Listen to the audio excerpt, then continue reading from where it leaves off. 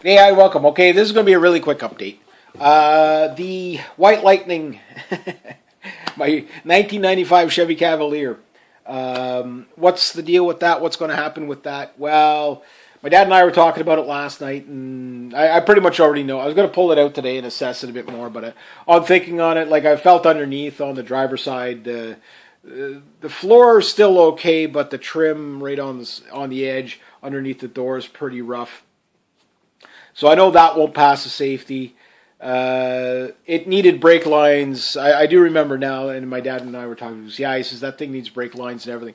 So right there, the money I put into that, plus God knows whatever gremlins it got from sitting there for the last past 7 or 8 years or however long it's been sitting there. I forget. I can't remember when I bought it. I think I bought it in 2009, 2010 for like $200. But what kicks me is that the body was perfect on it. It was a car that at the time I was like, okay, well, it's not worth putting money into. My aunt sold it to me, and she basically told me that the car's done. She went and bought a new car. She says, I'll sell it to you for $200. She says that, and she goes, I feel guilty. She goes, she goes, if you get a month out of it, you'll be lucky. It had 3 head gaskets put on it from the time she sold it to me. It did run pretty good, I got to say, but the coil or something was cracked. Maybe it was the head gasket going again. It would spit a bit, but most of the time it would drive. It actually drove pretty nice, but if it rained or anything like that, if it was really wet, it wouldn't start. So I think the coil was cracked. We got stranded in town with it one time there. The coil was. We had to wait for the engine bay to dry out before I could get it going. Once we got it going, we didn't stop and. I bought it more for my mom and dad as a second vehicle and as a training vehicle for me if I was going to get my driver's license. But then it broke down and things happened and it didn't work out. So it was going to need all kinds of stuff. The tires are bald on the back, so I thought there was better tires on it, but no, it's pretty much done. So the money it would cost to resurrect it, just not worth it.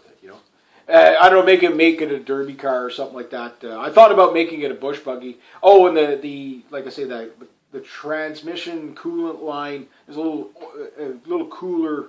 Looks like a mini radiator. I think that's the hose that blew on it. But it is kind of too bad because it would make a good parts car. Plus the engine bay was all rusted out. I'm sure the exhaust had a hole in it too when I parked it. So everything was bad on it. So the body's not as bad as what the road rage fan is, but it's basically, it's pretty bad. So that's what's happening with the White Lightning project. So there's no big thing to tell you about with that one. It's not worth resurrecting. It's not even restoring, it's resurrecting. If I found a Cavalier in mint condition, and all it needed was parts, then yeah, I'd keep it for parts. But waiting around for that, most of the Cavaliers on the road are actually in worse condition than that thing is. And that thing won't even roll over. It dead shorts us. But there was still power going to it. I couldn't believe there was still power going to it. So yeah, that's what's happening with that project. So anyway, I'll leave it at that. Yeah, there we go. I hope it was a great day. Eh?